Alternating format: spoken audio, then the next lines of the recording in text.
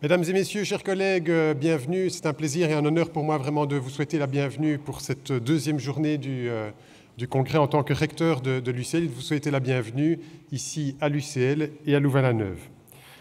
Comment vivre ensemble? Comment continuer à vivre ensemble dans un contexte où des ressources limitées sont aujourd'hui surconsommées, au risque de mettre en danger l'habitabilité de notre planète? Comment vivre aussi ensemble dans un monde où la répartition inégale de ces ressources a des conséquences néfastes pour une partie de l'humanité?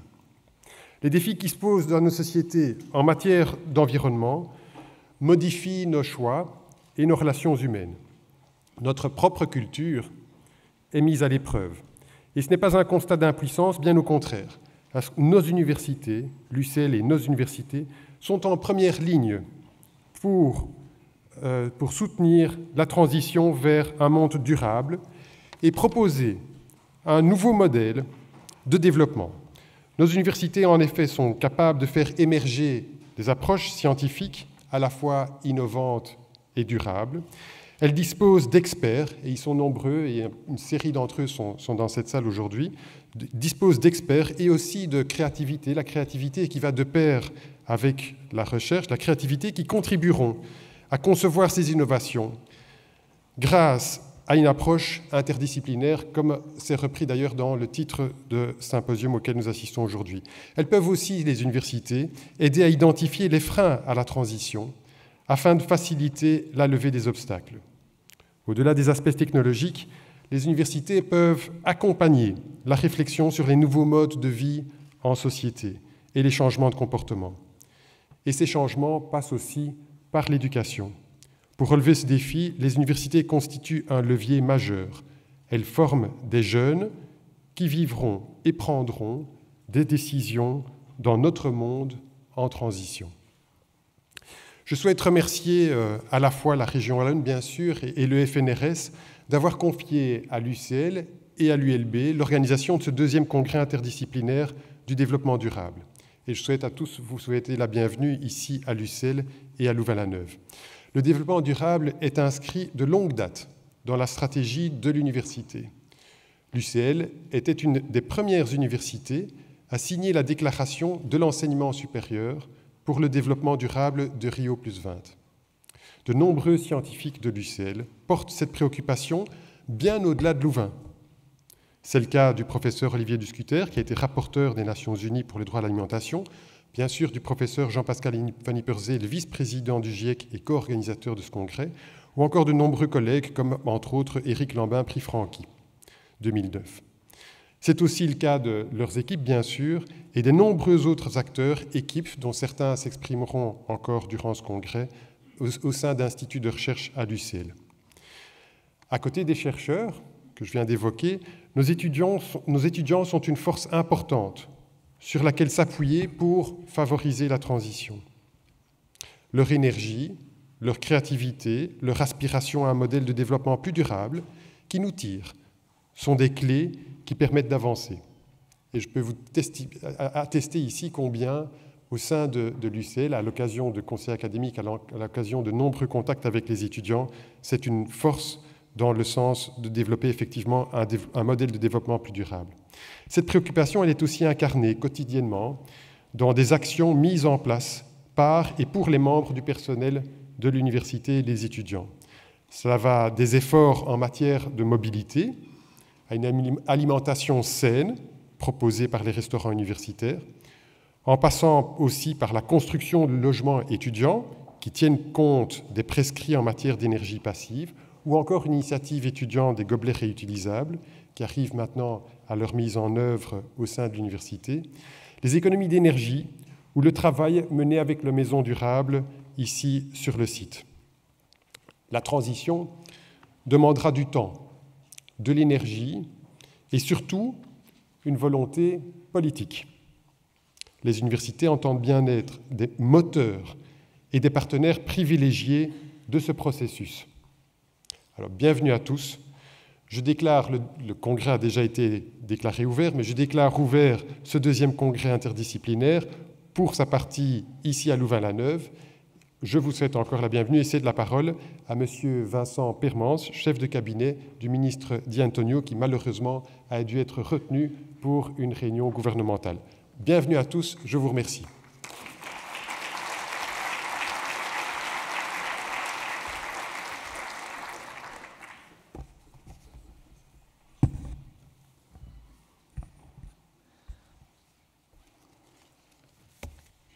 Monsieur le recteur, messieurs les professeurs, messieurs les coprésidents du congrès, chers participants, chères participantes, c'est avec un grand plaisir et avec beaucoup d'honneur qu'au nom du ministre, je ouvre cette deuxième journée de ce deuxième congrès interdisciplinaire développement durable. Comment accélérer la transition? Alors, je vais évidemment commencer par la formule classique que tous les chefs de cabinet connaissent par cœur. Je vous prie d'excuser l'absence du ministre retenu par d'autres obligations. Donc, vous savez qu'aujourd'hui, une grande journée pour le gouvernement wallon. Et donc, réunion où le gouvernement se réunit pour sélectionner les projets qui vont pouvoir bénéficier des fonds structurels européens. Alors, nous annonce déjà que l'UCL recevra, mais l'ULB aussi, rassurez-vous, une série de bonnes nouvelles dans la journée par rapport à un certain nombre de soutiens que les fonds FEDER vont pouvoir apporter à l'innovation et à la recherche scientifique. Alors d'ailleurs, j'en profite pour féliciter les universités de manière générale pour la qualité des dossiers qui ont été préparés à cette occasion, parce que la sélection des projets européens sont toujours une grande course-poursuite à travers des jurys, des task forces de sélection. Il faut répondre à un certain nombre de critères, et notamment un des critères qui reviennent de plus en plus sur la table, c'est évidemment les critères de développement durable, qui sont aujourd'hui au cœur de tous les projets soutenus par l'Europe. Et donc aujourd'hui, plus aucun projet européen ne peut être soutenu par l'Europe sans avoir évidemment un volet développement durable. Et je pense que c'est une avancée majeure, et je crois que ça va continuer à s'amplifier dans l'avenir. Alors je ne dis pas que tous les projets seront tous développement durable. Il y aura sans doute encore des zonings classiques, il y aura sans doute encore des choses qui vous feront hurler. Mais voilà, donc on peut dire que la tendance générale, c'est quand même avec des hauts et des bas vers plus de projets durables. Alors, c'est l'occasion aujourd'hui de saluer un congrès interdisciplinaire, scientifique, parce que le monde de la science est important pour le monde politique, mais c'est important aussi que le développement durable soit aussi une affaire de scientifiques, que ce soit une affaire de scientifiques et d'interdisciplinarité. Et c'est vrai que chacun de notre domaine d'activité, nous avons besoin, quand on parle de développement durable, alors on parlait de temps en temps des 3 ou des 4 piliers du développement durable, le grand schéma classique, mais on se rend compte que oui, c'est vrai, le développement durable, c'est une question qui touche toutes les disciplines, qu'elles soient des sciences pures ou des sciences humaines, et qu'il faut nous-mêmes tous avoir une vision à 360 degrés interactive. Alors, c'est vrai qu'on amène aujourd'hui des économistes, des ingénieurs, des sociologues, des physiciens, des juristes, des chimistes. Petit clin d'œil à M. Van Yperseel, même des chimistes organiques peut-être. Comprendra ce que je veux dire. Pour analyser ensemble les problèmes du monde futur et des générations qui arrivent. Alors, évidemment, parlant des générations qui arrivent, je voudrais aussi saluer l'initiative c'est déjà plusieurs années que la Fondation pour les générations futures décerne le prix ERA qui récompense des travaux, des thèses d'étudiants dans le domaine du développement durable et de la Fondation de générations futures. J'ai eu l'occasion de saluer Sandrine Holwood de la Fondation, peut-être que Benoît de Rennes est également présent, mais voilà, vraiment une initiative de soutenir, je crois que c'est vraiment important de continuer à soutenir la recherche, les jeunes qui se lancent dans des recherches scientifiques qui sont relatives au développement durable. Alors, un des grands enjeux aussi de ce genre de congrès interdisciplinaire, c'est aussi de rassembler non seulement le monde scientifique, mais aussi le monde associatif. Et quand on voit le panel des intervenants, on se rend compte de la multitude de gens qui s'impliquent aujourd'hui dans le développement durable, aussi le monde politique, aussi le monde de l'administration, puisque je vois devant moi Madame Zoinen, qui est inspectrice générale responsable du département du développement durable de la région wallonne, qui travaille directement sous la tutelle de la secrétaire générale. Donc on a créé, le gouvernement précédent a créé au niveau de la région wallonne un département du développement durable qui est vraiment au sommet de la pyramide de l'administration wallonne, avec des objectifs et des enjeux transversaux, avec pour tâche d'aller vraiment faire porter le développement durable, importer le développement durable dans l'ensemble des politiques, des décisions, des actes concrets de l'administration et du gouvernement wallon. Alors, évidemment que tous, décideurs politiques, nous lisons vous savez, le rapport du GIEC qui fait des centaines de pages. Je commence toujours par ce qu'on appelle un petit résumé pour les décideurs. Évidemment, nous, on se contente souvent de lire ça, mais c'est quand même, voilà, je crois que le monde scientifique doit apporter au monde politique, au monde des décideurs, mais aussi au monde économique, l'idée que voilà, le développement durable, c'est possible, c'est pas seulement que des grands chiffres, des grandes études, ça peut amener à des décisions politiques, à des actions concrètes. Alors dans ce cadre-là, nous sommes en train de préparer pour peut-être l'été, mais peut-être pour la rentrée, on verra le timing, la deuxième stratégie wallonne de développement durable. La première a été approuvée par le gouvernement wallon il y a 3 ans. On va maintenant faire la deuxième stratégie, qui sera une stratégie qui est assez axée vers des actions concrètes sur le terrain, des choses faisables, parce qu'évidemment, on est d'accord que le développement durable, c'est aussi des concepts, mais c'est aussi, finalement, faire changer les gens, leurs habitudes au quotidien. Avec 3 grands axes dans cette future stratégie de développement durable au niveau wallon, c'est on va évidemment essayer de brosser l'ensemble des problématiques, mais on va vraiment focaliser sur 3 priorités qui nous semblent atteignables assez facilement. C'est l'autonomie alimentaire, c'est l'autonomie en énergie et c'est l'autonomie des ressources, ce qu'on appelle, ce que certains appellent l'économie circulaire, mais qui est un concept que personnellement je n'aime pas trop, mais qui signifie bien que finalement il n'y a plus de déchets, que tout déchet est une ressource pour autre chose, hein, et qu'on est dans une économie qui tourne sur elle-même. Voilà, on peut discuter à l'infini du concept et de savoir ce qu'on entend par là, mais voilà, un peu, c'est les trois axes de la stratégie wallonne: l'alimentation, l'énergie et les déchets, les ressources. Alors avec évidemment toute une série d'actions et puis aussi l'aspect exemplatif des pouvoirs publics, avec l'aspect soutien à des initiatives, etc. On y reviendra. Je crois que le processus stratégie de développement durable est un processus participatif, itératif, qui nécessitera aussi l'implication de tous dans la rédaction de cette stratégie.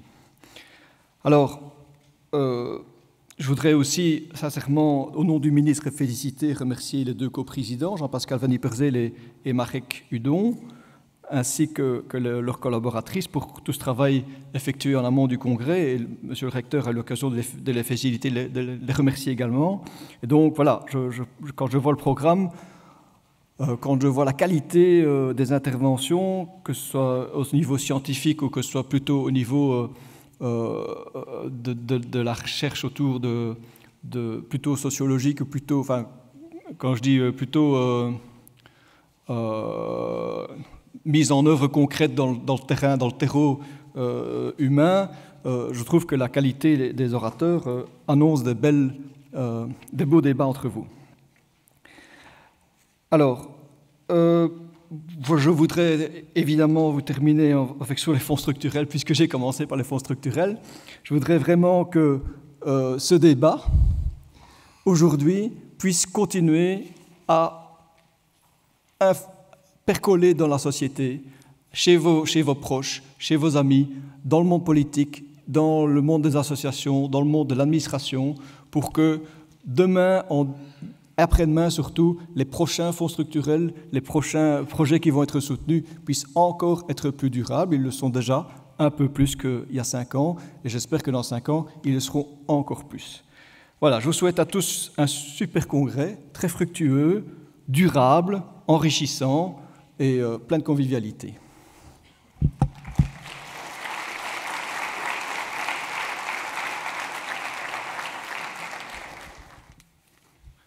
Bonjour à tous, bonjour, rebonjour pour tous ceux qui étaient avec nous hier déjà à Bruxelles. Quelques mots d'ouverture après déjà les mots d'introduction du recteur de Louvain et du représentant du ministre. Alors pour commencer, un deuxième congrès interdisciplinaire sur le développement durable, quoi de mieux que recommencer finalement là où je vous avais laissé. Peut-être certains d'entre vous, je le sais, étaient là d'ailleurs il y a 2 ans. Où est-ce que je vous avais laissé le dernier slide? Vous pouvez même vérifier sur Internet. D'il y a 2 ans à Namur, c'était celui-ci.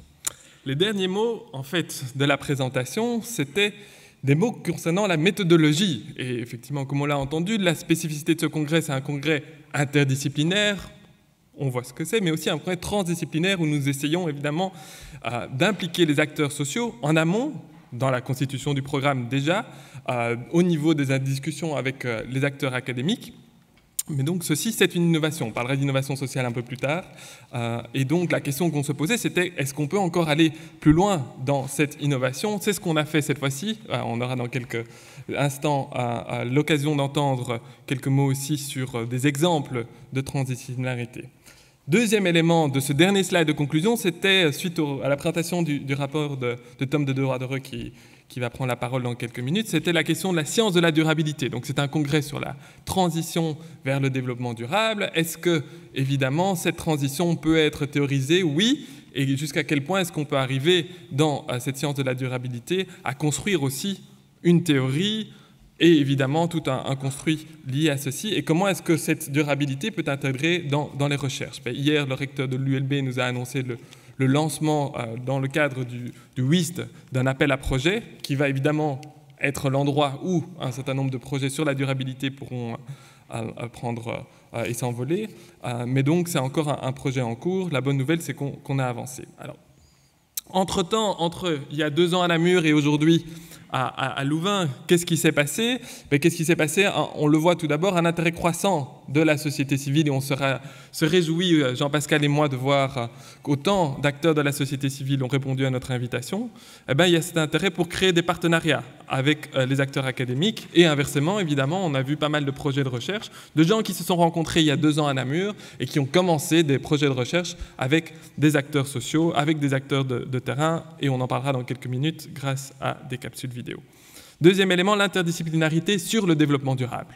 Je pense que le congrès a aussi joué un rôle moteur pour, dans nos différentes institutions, discuter, se mettre autour de la table, aussi bien à Louvain qu'à Bruxelles et à Liège, je pense que ça va dans la même direction, pour un certain type de regroupement, formel, informel, de différentes recherches sur le développement durable, pour que ça ne soit pas tous les 2 ans, tous les 3 ans qu'on se rencontre tous lors du congrès, mais que plus particulièrement, au jour le jour, presque je voudrais dire, semaine par semaine, on se retrouve et on puisse développer des recherches ensemble.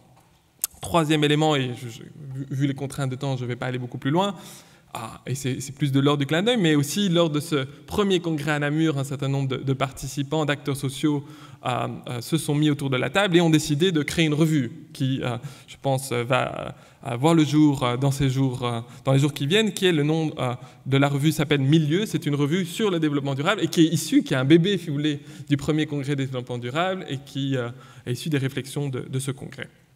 Alors la transition, pour passer sur le sujet du jour, la transition, on va parler d'un certain nombre d'initiatives aujourd'hui lors de ce congrès, aujourd'hui et demain. On parlera, j'en ai pris 3, évidemment, vous imaginez, il y a 60 papiers, j'aurais pu en prendre beaucoup d'autres. On parlera tout d'abord de ces indicateurs, on parlait de l'importance de lier finalement nos discussions par rapport aux discussions politiques. On le sait, il y a 1 an, un certain nombre d'indicateurs, aussi bien au niveau de la région wallonne qu'au niveau fédéral, ont été discutés, ont été mis en place. On va discuter de ceci et il y aura un papier, et même 2 qui vont traiter de ces nouveaux indicateurs après complémentaires au produit intérieur brut. On parlera des éoliennes citoyennes, notamment en termes énergétiques, en termes évidemment de biens communs, en termes d'économie sociale aussi. On parlera des circuits courts, beaucoup de présentations qui sont liées à l'alimentation. Alors ça, ce sont des interventions qui sont liées à des problématiques de terrain, des problématiques, des innovations de terrain. Alors, comment est-ce qu'on peut essayer, en quelques mots, de lier ceci à l'évolution et aux différentes théories en cours? Quoi de mieux pour éclairer celle-ci qu'un des orateurs du premier congrès? Vous vous souvenez qu'il y a 2 ans à Namur, on a eu la chance d'accueillir Jérémy Rifkin, qui nous a fait une présentation. Entre-temps, Jérémy Rifkin, qui est quelqu'un de très productif, a sorti un autre livre que je suppose un certain nombre d'entre vous ont eu l'occasion de lire, La nouvelle société du coût marginal zéro.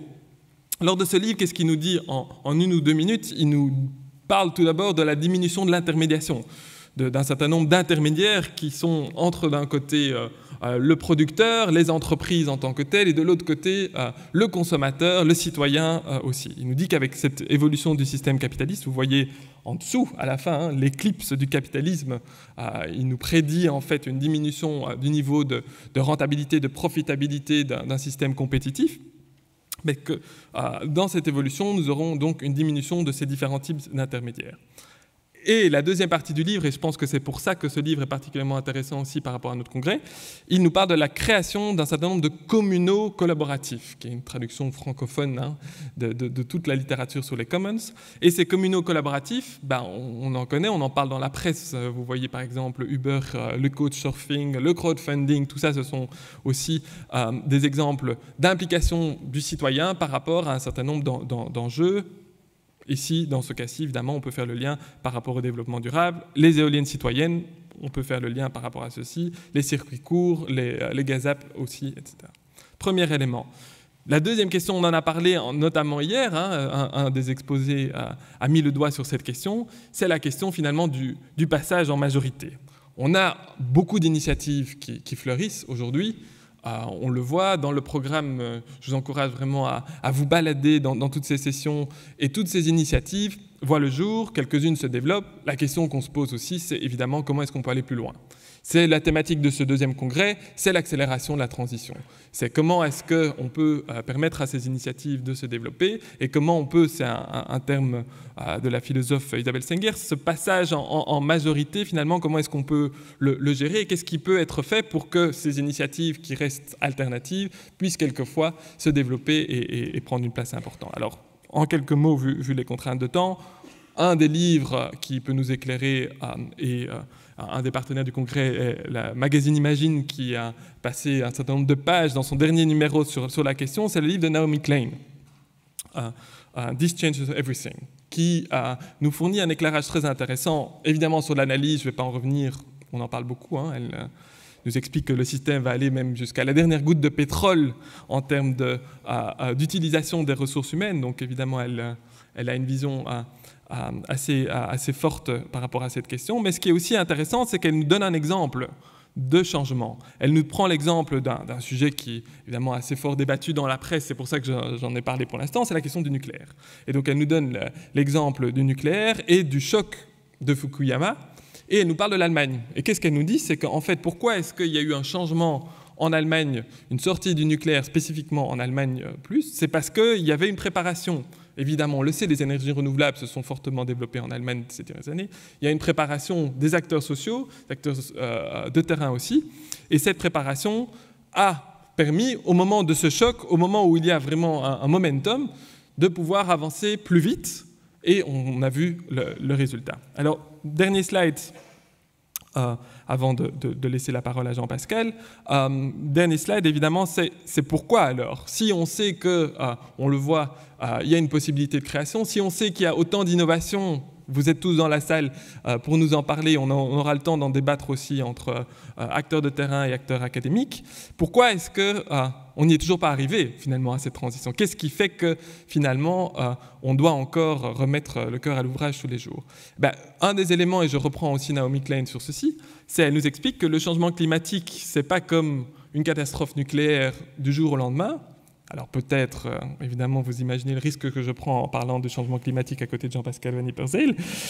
mais donc, en tout cas, on le voit, le changement climatique, elle nous explique, je me cadre derrière Naomi Klein ici, en regardant mon voisin, que le changement climatique est plutôt quelque chose de continu. On le voit, il y a une évolution quand même, et que c'est pas, en tout cas pour l'instant, quelques-uns parlent d'emballement climatique, mais on est quand même dans un élément assez continu. Et lorsqu'on est dans ce cadre d'un processus continu, plutôt que lorsqu'on est dans un événement comme la catastrophe de Fukuyama, c'est beaucoup plus compliqué. On n'a pas ce momentum, évidemment, de une catastrophe qui nous permette d'implémenter toutes ces alternatives, et donc c'est une question plus complexe. Ça ne veut pas dire qu'il faut désespérer, loin de là, ça veut dire qu'il faut se préparer. Je pense que c'est un des objectifs du Congrès, c'est de faire émerger tous ces éléments, de discuter ces différentes alternatives, ces innovations sociales, on en parlera cet après-midi, pour qu'elles fleurissent et pour que le jour où elles peuvent passer en majorité, eh ben, on puisse avancer dans cette transition. Voilà, quelques mots. Merci Marek, merci Marek. Bravo.